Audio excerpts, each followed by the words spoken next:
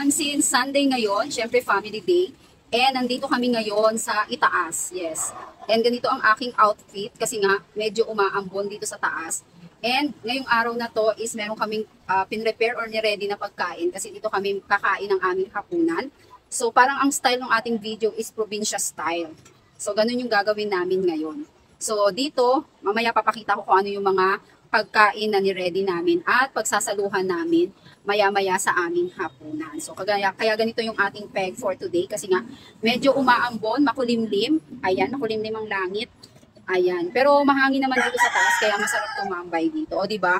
May patilao kang manok, so probinsyang-probinsya ang style dito sa aming rooftop. Nag-umpisa na nga pala si nanay na magluto ng aming favorite na kainin. So ito pala guys, is hindi siya niluto sa kalan. So, ito yung traditional na ginagawa sa probinsya, yung niluluto sa kahoy. So, tara, puntahan natin. So, ito na pala yung niluluto. Ayan, na paa ng manok or chicken feet. Ayan, mausok. Ayan, ginisa na yan ni nanay, tapos ayan, pinapalambot na lang namin. So, adobo to. Mamaya pag naluto, ayan, makikita nyo. Masarap yan, paborito namin yung kainin. So, ayan, medyo malapit na siya. Tapos, mamaya meron tayong ihawin na liempo. Ang tradisyonal na pagluluto ang ginawa namin ngayon. O, di ba kita nyo yung kawali, talagang maitim. Ayan, so kahoy talaga yan ha, kahoy. Ayan yung aming kaldero, yan talaga yung gamit namin na lutuan. Pag meron kaming mga nilalaga, ayan, para medyo tipid tayo sa gas. Ang mahal-mahal ng gas kasi ngayon, so ayan, nagkakahoy kami. Ayan, so ganyan yung niluluto natin. Mamaya titingnan natin yung pagluto na.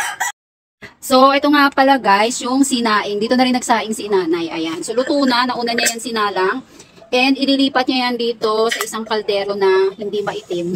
Ayan, kasi yan yung ilalapag natin mamaya pag oras na ng kainan. O, diba, tingnan nyo, usok-usok pa talaga. O, diba, tipid na tayo sa gas dyan. So, ayan, mamaya may iba pa tayong isasalang. So, abangan nyo po yan. Ayan guys, pinatungan natin para medyo lumakas yung apoy. Tapos may paihip tayo dyan. Ayan, hinihipan para medyo lumakas yung apoy. O, diba, nakikita nyo. So, ganyan talaga yung ginagawa sa probinsya. Ayan, sa mga nakatira sa probinsya na syempre, tradisyonal na pagluluto ang ginagamit.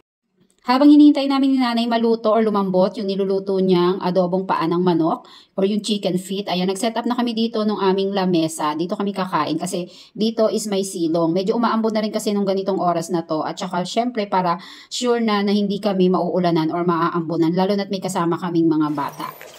So guys, nandito na iba kong kasama. Ito, pinatikim sa akin ni nanay yung chicken feet. Kung malambot na siya. Hindi. Hi, Clyde! Ayan, dito na sila. Ayan si Caitlin. Lambot na, pwede na kainin. Ito ang ating Adidas. Adidas adobo. Yes, okay. Ayan, tagadilan. Lilipat na natin sa lagayan. Ang sarap nga talaga papakin itong paa ng manok. Pero kami inuulam namin to guys. Kasi masarap talaga siya i-partner sa kanin. Ayan na. O, diba? Mayroon kaming pefeno. May rice kami. Ayan. Rice. O, diba? Puro paa ang ulam. Mamaya meron pa. May liempo, hindi pa nalagay, hindi pa nasalang. Tapos meron dito kamatis. Ayan. At saka itlog na maalat. O, diba? Maya-maya kakain na tayo. So, ito guys yung ating liempo. Iihawin natin to. Ayan. Ayan, mag-iihaw na tayo ng liempo. O, diba? Ayan yung liempo. Ayan, minarinate na natin. So, bumili lang kami nated barbecue. So, itong liempo pala guys, hindi ito nawawala kapag meron kaming kainan dito sa taas. Kasi paborito yan ng mga bata. And dito pala guys, wala kaming ginamit na uling. So, kahoy lang talaga yan. So, si nanay nang naikot na siya. Baliktad na. Wala kasi kaming brush o ganyan na lang. Para mapunta pa yung lasa sa liempo. Ayan na, luto na yung ating liempo. Wow! Ayan, ang bilis lang. Oo, diba? Yan ang liempo. Ang liempo, girl, iurong mo na. So, ito nga, dumating na yung isa naming favorite din. Ayan, fried na paa ng manok Adidas or chicken feet. So, hindi namin masyadong favorite yan kasi meron din kaming, ayan, adobong paa ng manok. Putik tayo ng iced tea. Siyempre, hindi pwedeng mawala yung ating panula pag meron tayong ganitong mga kainan. Mamaya lalagyan natin ng ice.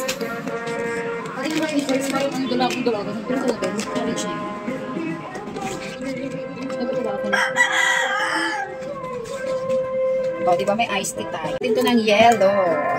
Diba? Ayan, kain tayo. Ang favorite na sobrang lambot. Sobrang lambot, chicken feet, Adidas, paa ng manok. O, diba? May adobo din tayo dyan. Pipino. Liempo, hindi mawawala dyan. Sausawan. Ayan. Para ito. Kain na tayo. Ayan yung pagkain namin. 3 peraso. Pabutin mo na. Tapos ng adobo.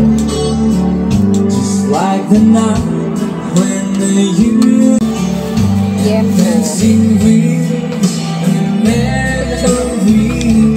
kamay-kamay lang kami dito. Ayan, pagkain natin. Patayong pipino. Ay, nalaglag. Ano ba yun? Ano yung sayang yun, wala pang oras. At ito na nga, syempre kakain na tayo ng mga hinanda nating pagkain. And una nating kakainin is yung pritong paa ng manok. Sobrang lambot ng buto. Pwede kainin pati yung buto. Fried na chicken feet Adidas. Syempre ang pipino pang tanggal umay natin yan. And ito nga palang pritong paa ng manok talaga guys, yung pinaka-favorite. Kasi sobrang lutong, pwedeng kainin pati yung buto. And syempre meron din tayong liempo dyan na inihaw natin kanina. Bang paa ng manok. Pati buto, pwedeng kainin. Ayos ko tayo.